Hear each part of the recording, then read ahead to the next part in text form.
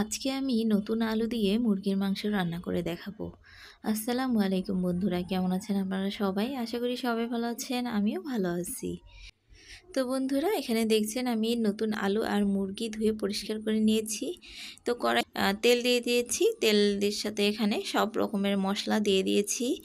তো দিয়ে দেওয়ার পরে এখানে আমি তারপরে হলুদের গুঁড়া, মরিচের গুঁড়া সব কিছু দিয়ে দিয়েছি। তো আজকে রান্নাটা আমি শর্টকাটে দেখাবো, কারণ একটা ভালো খবর আপনাদের সাথে বলার জন্য।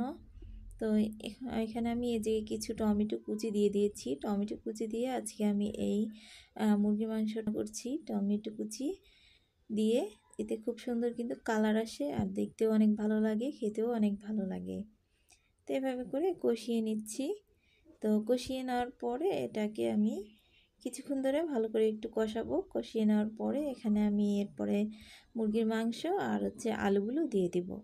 তো দেখুন খুব সুন্দরভাবে কিন্তু কষানো হয়ে গেছে, আর কোনো রকম টমেটো কিন্তু খুব ভালো করে গলে গেছে, একদম খুব সুন্দরভাবে এটা কষানো হয়ে গেছে। তো এখন আমি এখানে মুরগির মাংস আর আলুগুলো দিয়ে দিব।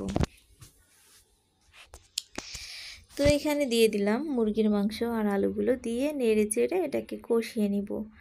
খুব ভালো করে মুরগির মাংস আলুটাও কষিয়ে নিতে হবে। নেওয়ার পরে এরপরে আমরা এখানে আবার পানি দিয়ে কষাবো।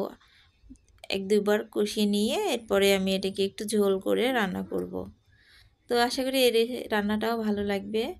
তো এরপরে আমি আরও একটা রান্না দেখাবো, যেটা হচ্ছে আমি এখন তো বাজারে প্রায় সস্তা টমেটো।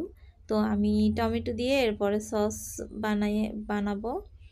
তো আমার মাংস রান্না হয়ে গেছে, দেখুন কালারটা কিন্তু অনেক সুন্দর হয়েছে, মাশাআল্লাহ খেতেও অনেক ভালো হয়েছে।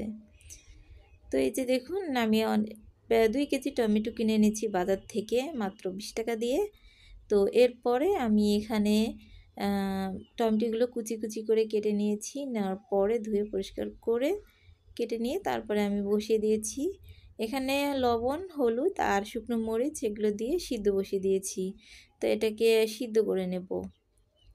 তো সিদ্ধ করে নেওয়ার পরে এটাকে ঠান্ডা করে তারপরে আমরা ব্লেন্ডার করে নেব। তো এই যে এভাবে নেড়েচেড়ে আমি খুব ভালো করে এই যে হলুদ, লবণ এগুলো একটু মিক্স করে দিচ্ছি। তো দেওয়ার পরে কিছুক্ষণ পরে সিদ্ধ করে যে নেওয়া হয়ে গেছে।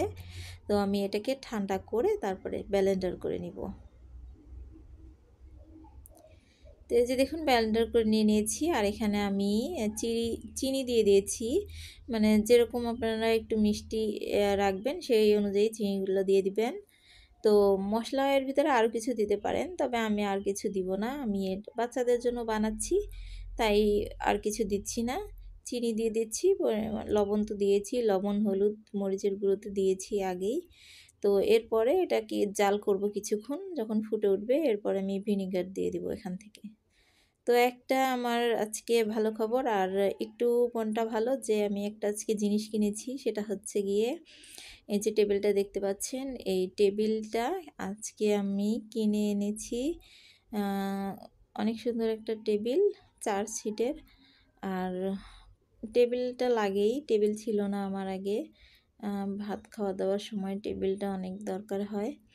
তো এই জন্য এই টেবিলটা কিনে নিয়ে এসেছি। টেবিল আর সাথে 2টো চেয়ার। তো জিনিস কিনতে কিন্তু আমাদের সবারই ভালো লাগে, যে নতুন কোনো জিনিস বা সংসারের কোনো জিনিস কিনতে। তো এই যে 2টো চেয়ারও কিনেছি। এই আগেরও চেয়ার আছে, তো প্রায় 4টা চেয়ার। তো এই জিনিসগুলো কিনলাম, কেমন লাগলো অবশ্যই কমেন্ট করে জানাবেন। তো আজকের মতো এখানে বিদায় নিচ্ছি। আল্লাহ হাফেজ।